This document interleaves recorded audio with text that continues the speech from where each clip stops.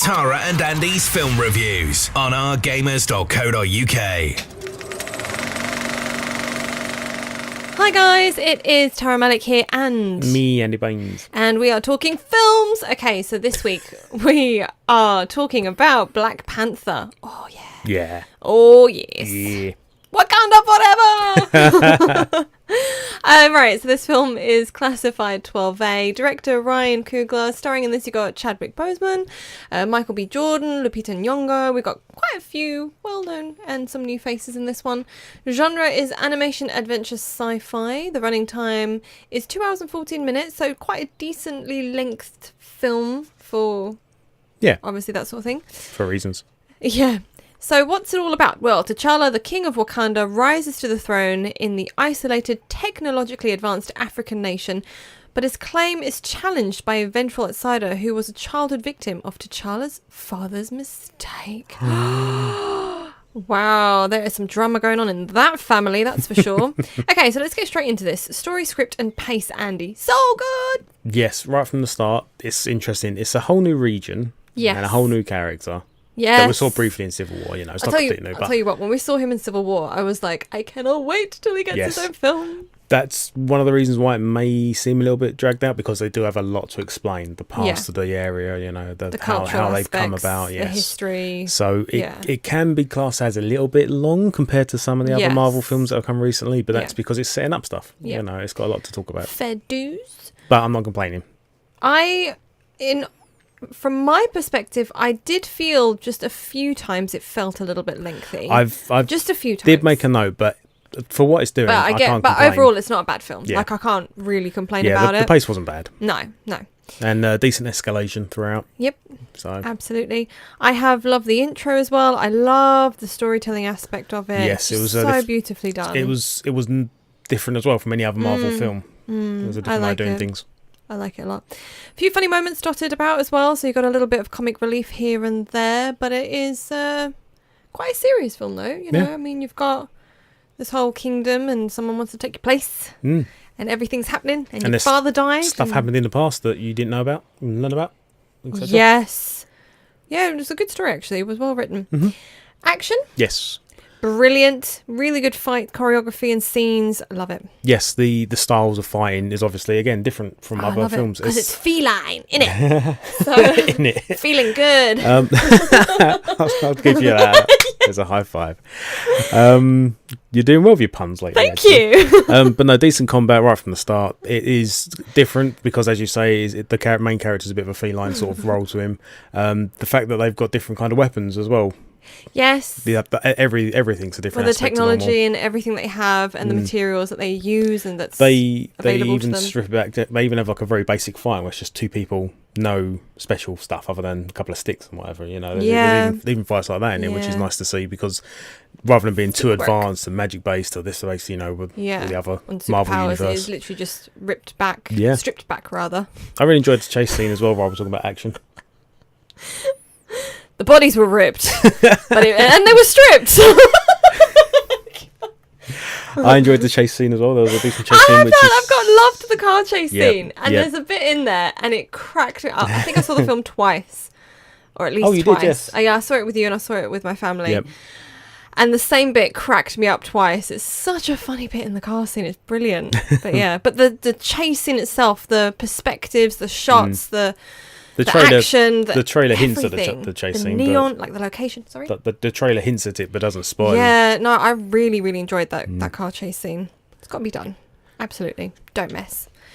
I guess the next section, CGI, IMAX shots, just great overall. Quite happy with those. Yeah, it's good use of 3D. A lot of films recently, in my eyes, don't make great use of 3D. Yeah. This actually made a note on that the 3D, they did use it very well. Yeah. I have IMAX surround sound is brilliant. It is definitely immersive, which is what they keep going on about. For instance, there's a scene where they're in the rainforest and it's only briefly, but the rainforest sounds are around you and it's a background thing, but that's how it should be. So you actually do feel like you're in the rainforest. You got all this stuff going on, but then different sounds coming out of different speakers and it's like, oh, I'm in the rainforest right now. So yeah. beautiful establishing shots and locations. Lovely location shots. Yes. Again, though, this is another thing. Cook them under CGI. How much of that was real and how much of that was CGI? Yeah, you just don't know nowadays, do you? That's the thing. We used to be quite good, but now they've upped their game so much. Even I'm surprised what is actually CGI. So there you go. Lab set as well looks awesome. They have obviously the throne room and whatever, I don't know, but the lab itself, it's quite contemporary and advanced, and I don't know, it just looked really cool, and the artwork in it. Obviously, Wakanda has got a lot of technological advanced places. It does stand out quite a lot when you see the other side of it, like the farms and stuff like that. It's I felt like the village or town or city, whatever you want to call it itself, had a really good mix of both, because you've got some shots where you're actually in the city. Yep. You've got obviously your quite high-rising advanced buildings, but if you go a bit further out, you've got your marketplace and it's farms. like this blend of this advanced sort of tram system that goes through. It's just hovering through, but everything else is very much like like what you'd kind of expect for the area a bit more. Yeah, exactly. So that was a bit weird to see. Like, it worked though. Yeah, it did work.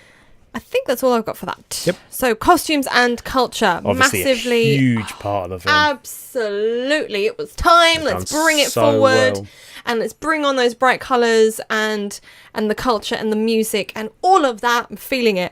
Absolutely love. Feline it. I'm feline it. High five you? I don't really know. No, that's right.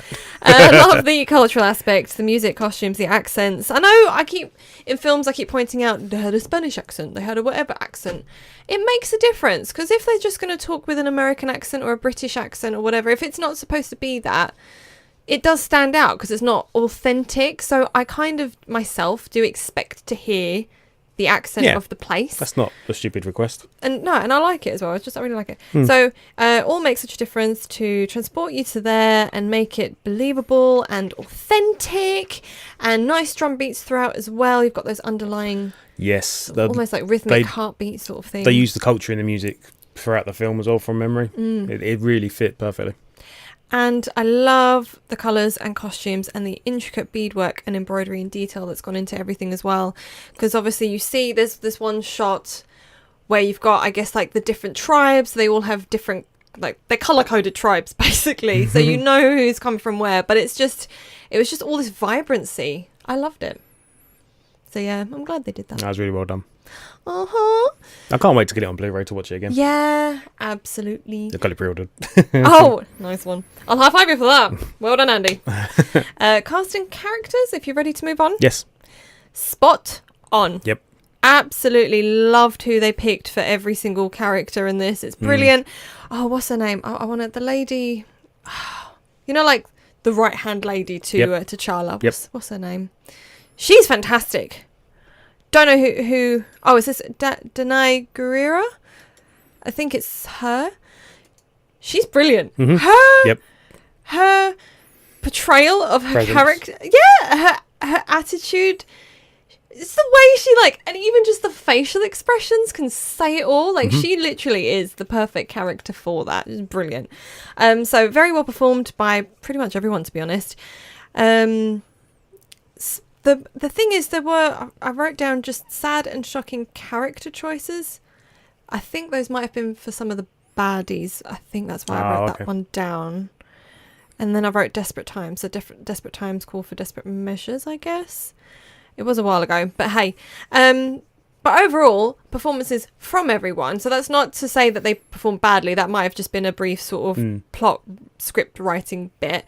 But as an overall, I'm very happy with everyone's performance. The difference in the two main characters, obviously, you had Killmonger as the evil guy and T'Challa as the main guy. They both had different traits, as you say, and their costumes as well when it comes to their fights. Yeah, their style and general sort of presence were completely alternate into the style they're raising and all that. So, yeah, hats off. That turned out really good.